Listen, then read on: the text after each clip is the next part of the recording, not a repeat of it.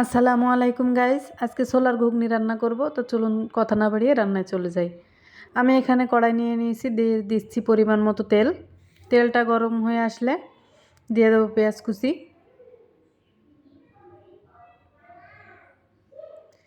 তো গাইস, তেলটা গরম হয়ে গেছে, আমি এখন পেঁয়াজ কুচি দিয়ে দিচ্ছি। পেঁয়াজটা আমি ভেজে নিব।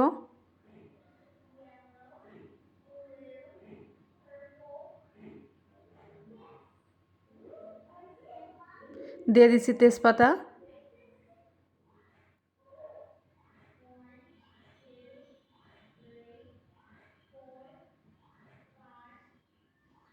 পেঁয়াজটা ভাজা হয়ে গেছে। এখন দিয়ে দিচ্ছি বাটা মশলা। এখানে গরম মশলা, এলাচ এবং রসুন বাটা আছে। সব কিছু এবার আমি সুন্দর করে কষিয়ে নেব।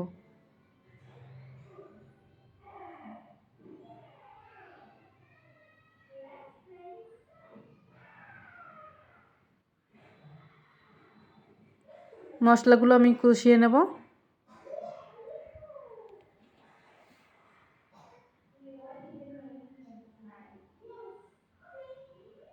দিয়ে দিচ্ছি মরিচের পাউডার, দিয়ে দিচ্ছি হলুদ পাউডার,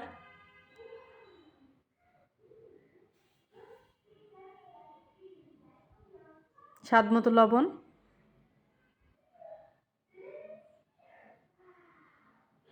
এবার আমি সব কিছু ভালো করে কষিয়ে নেব।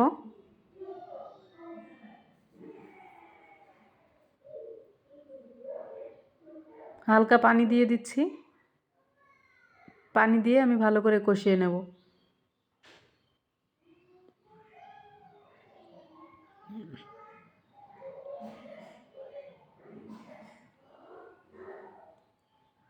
বলক চলে এসেছে, দেখতে পাচ্ছেন গাইস। আমি আবারও নেড়ে দিচ্ছি। এবার দিয়ে দিচ্ছি আগে থেকে আলু এবং ছোলা সিদ্ধ করে রেখেছিলাম আমি।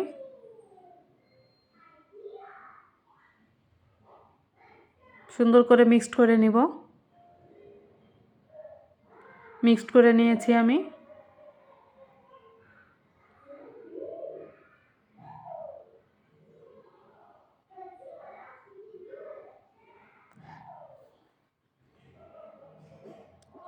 ভালো করে রান্না করে নিব আমি।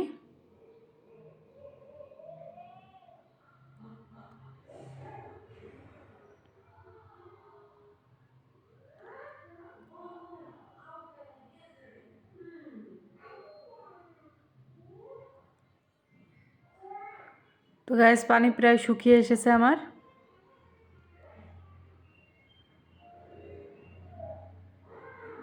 রোজার মাসে এটা ছাড়া চলেই না। প্রত্যেক ফ্যামিলিতে এটা তৈরি করা হবে এই রোজার মাসে। এই ছোলার ঘুগনিটা মুড়ির সাথে খুবই ভালো লাগে খেতে। রান্না প্রায় শেষের দিকে।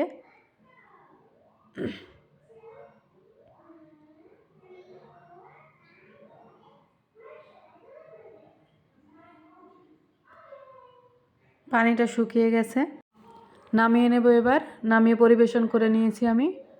এই তো গ্যাস, আজকে এ পর্যন্তই। আল্লাহ হাফেজ।